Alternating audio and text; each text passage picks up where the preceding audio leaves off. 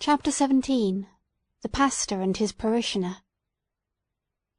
Slowly as the minister walked, he had almost gone by before Hester Prynne could gather voice enough to attract his observation. At length she succeeded. "Arthur Dimmesdale," she said, faintly at first, then louder, but hoarsely. "Arthur Dimmesdale." "Who speaks?" answered the minister. Gathering himself quickly up, he stood more erect, like a man taken by surprise in a mood to which he was reluctant to have witnesses. Throwing his eyes anxiously in the direction of the voice, he indistinctly beheld a form under the trees, clad in garments so sombre, and so little relieved from the grey twilight into which the clouded sky and the heavy foliage had darkened the noontide, that he knew not whether it were a woman or a shadow. It may be that his pathway through life was haunted thus by a spectre that had stolen out from among his thoughts. He made a step nigher, and discovered the scarlet letter. "Hester, Hester Prynne," said he, "is it thou? Art thou in life?" "Even so," she answered. "In such a life as has been mine these 7 years past. And thou, Arthur Dimmesdale, dost thou yet live?" It was no wonder that they thus questioned one another's actual and bodily existence, and even doubted of their own.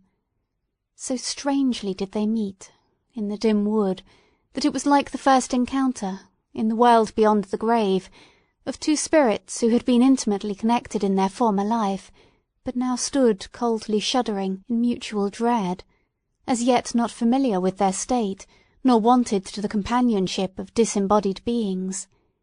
Each a ghost, and awe-stricken at the other ghost.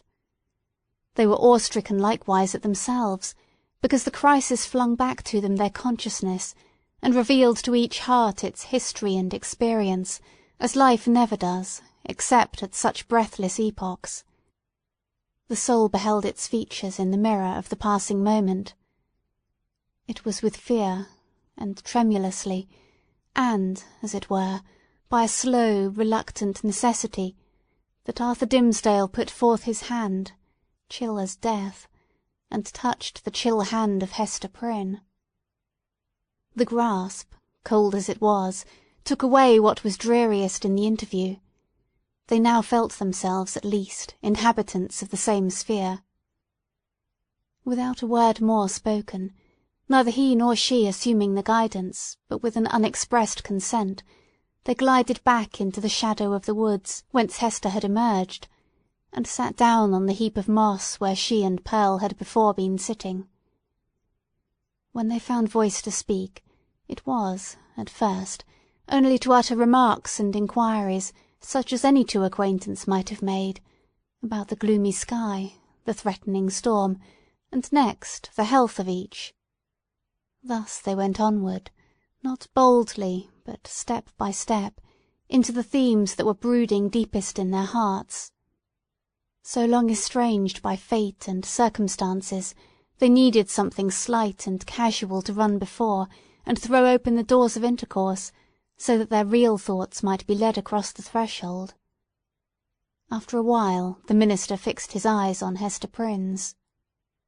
"Hester," said he, "hast thou found peace?" She smiled drearily, looking down upon her bosom. "Hast thou?" she asked. "None. Nothing but despair," he answered. "What else could I look for, being what I am and leading such a life as mine? Were I an atheist, a man devoid of conscience, a wretch with coarse and brutal instincts, I might have found peace long ere now. Nay, I should never have lost it. But, as matters stand with my soul, whatever of good capacity there originally was in me, all of God's gifts that were the choicest have become the ministers of spiritual torment. Hester, I am most miserable." "The people reverence thee," said Hester, "and surely thou workest good among them. Doth this bring thee no comfort?" "More misery, Hester, only the more misery," answered the clergyman with a bitter smile. "As concerns the good which I may appear to do, I have no faith in it, It must needs be a delusion. What can a ruined soul, like mine, effect towards the redemption of other souls, or a polluted soul towards their purification? And as for the people's reverence, would that it were turned to scorn and hatred. Canst thou deem it, Hester, a consolation, that I must stand up in my pulpit, and meet so many eyes turned upward to my face, as if the light of heaven were beaming from it, must see my flock hungry for the truth, and listening to my words as if a tongue of Pentecost were speaking, and then look inward, and discern the black reality of what they idolize? I have laughed, in bitterness and agony of heart, at the contrast between what I seem and what I am, and Satan laughs at it. "You wrong yourself in this," said Hester gently. "You have deeply and sorely repented. Your sin is left behind you in the days long past. Your present life is not less holy, in very truth, than it seems in people's eyes. Is there no reality in the penitence thus sealed and witnessed by good works? And wherefore should it not bring you peace?" "No, Hester, no," replied the clergyman. "There is no substance in it. It is cold and dead, and can do nothing for me. Of penance I have had enough. Of penitence there has been none. Else I should long ago have thrown off these garments of mock holiness, and have shown myself to mankind as they will see me at the judgment seat. Happy are you, Hester, that wear the scarlet letter openly upon your bosom. Mine burns in secret. Thou little knowest what a relief it is, after the torment of a 7 years' cheat, to look into an eye that recognizes me for what I am. Had I one friend, or were it my worst enemy, to whom, when sickened with the praises of all other men, I could daily betake myself, and be known as the vilest of all sinners, methinks my soul might keep itself alive thereby. Even thus much of truth would save me. But now it is all falsehood, all emptiness, all death." Hester Prynne looked into his face, but hesitated to speak. Yet, uttering his long-restrained emotions so vehemently as he did, his words here offered her the very point of circumstances in which to interpose what she came to say. She conquered her fears and spoke. "Such a friend as thou hast even now wished for," said she, "with whom to weep over thy sin, thou hast in me, the partner of it." Again she hesitated, but brought out the words with an effort. "Thou hast long had such an enemy, and dwellest with him under the same roof." The minister started to his feet, gasping for breath, and clutching at his heart, as if he would have torn it out of his bosom. "Ha! What sayest thou?" cried he. "An enemy, and under mine own roof? What mean you?" Hester Prynne was now fully sensible of the deep injury for which she was responsible to this unhappy man, in permitting him to lie for so many years, or indeed, for a single moment, at the mercy of one whose purposes could not be other than malevolent. The very contiguity of his enemy, beneath whatever mask the latter might conceal himself, was enough to disturb the magnetic sphere of a being so sensitive as Arthur Dimmesdale. There had been a period when Hester was less alive to this consideration, or, perhaps, in the misanthropy of her own trouble, she left the minister to bear what she might picture to herself as a more tolerable doom. But of late, since the night of his vigil, all her sympathies towards him had been both softened and invigorated. She now read his heart more accurately. She doubted not that the continual presence of Roger Chillingworth, the secret poison of his malignity, infecting all the air about him, and his authorized interference, as a physician, with the minister's physical and spiritual infirmities, that these bad opportunities had been turned to a cruel purpose. By means of them, the sufferer's conscience had been kept in an irritated state, the tendency of which was, not to cure by wholesome pain, but to disorganize and corrupt his spiritual being. Its result, on earth, could hardly fail to be insanity, and hereafter that eternal alienation from the good and true, of which madness is perhaps the earthly type. Such was the ruin to which she had brought the man, once, nay, why should we not speak of it, still so passionately loved? Hester felt that the sacrifice of the clergyman's good name, and death itself, as she had already told Roger Chillingworth, would have been infinitely preferable to the alternative which she had taken upon herself to choose. And now, rather than have had this grievous wrong to confess, she would gladly have lain down on the forest leaves, and died there at Arthur Dimmesdale's feet. "Oh, Arthur," cried she, "forgive me! In all things else I have striven to be true. Truth was the one virtue which I might have held fast, and did hold fast, through all extremity, save when thy good, thy life, thy fame were put in question. Then I consented to a deception. But a lie is never good, even though death threaten on the other side. Dost thou not see what I would say? That old man, the physician, he whom they call Roger Chillingworth, he was my husband." The minister looked at her for an instant with all that violence of passion which, intermixed in more shapes than one with his higher, purer, softer qualities, was in fact the portion of him which the devil claimed, and through which he sought to win the rest. Never was there a blacker or a fiercer frown than Hester now encountered. For the brief space that it lasted, it was a dark transfiguration. But his character had been so much enfeebled by suffering that even its lower energies were incapable of more than a temporary struggle. He sank down on the ground and buried his face in his hands. "I might have known it," murmured he. "I did know it. Was not the secret told me in the natural recoil of my heart at the first sight of him, and as often that I have seen him since? Why did I not understand?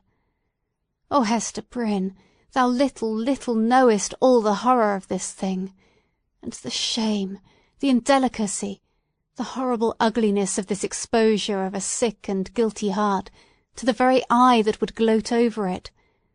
Woman, woman, thou art accountable for this. I cannot forgive thee." "Thou shalt forgive me!" cried Hester, flinging herself on the fallen leaves beside him. "Let God punish! Thou shalt forgive!" With sudden and desperate tenderness she threw her arms around him, and pressed his head against her bosom, little caring though his cheek rested on the scarlet letter. He would have released himself, but strove in vain to do so. Hester would not set him free, lest he should look her sternly in the face. All the world had frowned on her. For 7 long years had it frowned upon this lonely woman, and still she bore it all, nor ever once turned away her firm, sad eyes. Heaven, likewise, had frowned upon her, and she had not died. But the frown of this pale, weak, sinful, and sorrow-stricken man was what Hester could not bear and live. "Wilt thou yet forgive me?" she repeated, over and over again. "Wilt thou not frown? Wilt thou forgive?" "I do forgive you, Hester," replied the minister at length, with a deep utterance, out of an abyss of sadness, but no anger. "I freely forgive you now. May God forgive us both. We are not, Hester, the worst sinners in the world. There is one worse than even the polluted priest. That old man's revenge has been blacker than my sin. He has violated, in cold blood, the sanctity of a human heart. Thou and I, Hester, never did so." "Never, never," whispered she. "What we did had a consecration of its own. We felt it so. We said so to each other. Hast thou forgotten it?" "Hush, Hester," said Arthur Dimmesdale, rising from the ground. "No, I have not forgotten." They sat down again, side by side, and hand clasped in hand, on the mossy trunk of the fallen tree. Life had never brought them a gloomier hour, It was the point whither their pathway had so long been tending, and darkening ever as it stole along, and yet it enclosed a charm that made them linger upon it, and claim another, and another, and after all another moment. The forest was obscure around them, and creaked with a blast that was passing through it. The boughs were tossing heavily above their heads, while one solemn old tree groaned dolefully to another, as if telling the sad story of the pair that sat beneath, or constrained to forebode evil to come. And yet they lingered. How dreary looked the forest track that led backward to the settlement, where Hester Prynne must take up again the burden of her ignominy, and the minister the hollow mockery of his good name. So they lingered an instant longer. No golden light had ever been so precious as the gloom of this dark forest. Here, seen only by his eyes, the scarlet letter need not burn into the bosom of the fallen woman. Here, seen only by her eyes, Arthur Dimmesdale, false to God and man, might be, for one moment, true. He started at a thought that suddenly occurred to him. "Hester," cried he, "here is a new horror. Roger Chillingworth knows your purpose to reveal his true character. Will he continue then to keep our secret? What will now be the course of his revenge?" "There is a strange secrecy in his nature," replied Hester thoughtfully, "and it has grown upon him by the hidden practices of his revenge. I deem it not likely that he will betray the secret. He will doubtless seek other means of satiating his dark passion." "And how am I to live longer, breathing the same air with this deadly enemy?" exclaimed Arthur Dimmesdale, shrinking within himself, and pressing his hand nervously against his heart, a gesture that had grown involuntary with him. "Think for me, Hester. Thou art strong. Resolve for me." "Thou must dwell no longer with this man," said Hester, slowly and firmly. "Thy heart must be no longer under his evil eye." "It were far worse than death," replied the minister. "But how to avoid it? What choice remains to me? Shall I lie down again on these withered leaves, where I cast myself when thou didst tell me what he was? Must I sink down there and die at once?" "Alas, what a ruin has befallen thee!" said Hester, with the tears gushing into her eyes. "Wilt thou die for very weakness? There is no other cause." "The judgment of God is on me," answered the conscience-stricken priest. "It is too mighty for me to struggle with." "Heaven would show mercy," rejoined Hester, "hadst thou but the strength to take advantage of it." "Be thou strong for me," answered he. "Advise me what to do." "Is the world, then, so narrow?" exclaimed Hester Prynne, fixing her deep eyes on the minister's, and instinctively exercising a magnetic power over a spirit so shattered and subdued that it could hardly hold itself erect. "Doth the universe lie within the compass of yonder town, which only a little time ago was but a leaf-strewn desert, as lonely as this around us? Whither leads yonder forest track? Backward to the settlement, thou sayest. Yes, but onward too. Deeper it goes, and deeper into the wilderness, less plainly to be seen at every step, until, some miles hence, the yellow leaves will show no vestige of the white man's tread. There thou art free. So brief a journey would bring thee from a world where thou hast been most wretched, to one where thou mayest still be happy. Is there not shade enough in all this boundless forest to hide thy heart from the gaze of Roger Chillingworth?" "Yes, Hester, but only under the fallen leaves," replied the minister with a sad smile. "Then there is the broad pathway of the sea," continued Hester. "It brought thee hither. If thou so choose, it will bear thee back again. In our native land, whether in some remote rural village or in vast London, or surely in Germany, in France, in pleasant Italy, thou wouldst be beyond his power and knowledge. And what hast thou to do with all these iron men and their opinions? They have kept thy better part in bondage too long already." "It cannot be," answered the minister, listening as if he were called upon to realize a dream. "I am powerless to go. Wretched and sinful as I am, I have had no other thought than to drag on my earthly existence in the sphere where Providence hath placed me. Lost as my own soul is, I would still do what I may for other human souls. I dare not quit my post, though an unfaithful sentinel, whose sure reward is death and dishonour, when his dreary watch shall come to an end." "Thou art crushed under this 7 years' weight of misery," replied Hester, fervently resolved to buoy him up with her own energy. "But thou shalt leave it all behind thee. It shall not cumber thy steps, as thou treadest along the forest path, neither shalt thou freight the ship with it, if thou prefer to cross the sea. Leave this wreck and ruin here where it hath happened. Meddle no more with it. Begin all anew.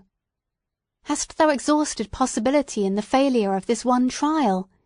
Not so. The future is yet full of trial and success. There is happiness to be enjoyed. There is good to be done. Exchange this false life of thine for a true one. Be, if thy spirit summon thee to such a mission, the teacher and apostle of the red men. Or, as is more thy nature, be a scholar and a sage among the wisest and the most renowned of the cultivated world. Preach, write, act, do anything, save to lie down and die. Give up this name of Arthur Dimmesdale, and make thyself another, and a high one, such as thou canst wear without fear or shame. Why shouldst thou tarry so much as one other day in the torments that have so gnawed into thy life, that have made thee feeble to will and to do, that will leave thee powerless even to repent? Up and away!" "Oh, Hester!" cried Arthur Dimmesdale, in whose eyes a fitful light, kindled by her enthusiasm, flashed up and died away. "Thou tellest of running a race to a man whose knees are tottering beneath him. I must die here. There is not the strength or courage left me to venture into the wide, strange, difficult world alone." It was the last expression of the despondency of a broken spirit. He lacked energy to grasp the better fortune that seemed within his reach. He repeated the word. "Alone, Hester." "Thou shalt not go alone," answered she in a deep whisper. Then all was spoken.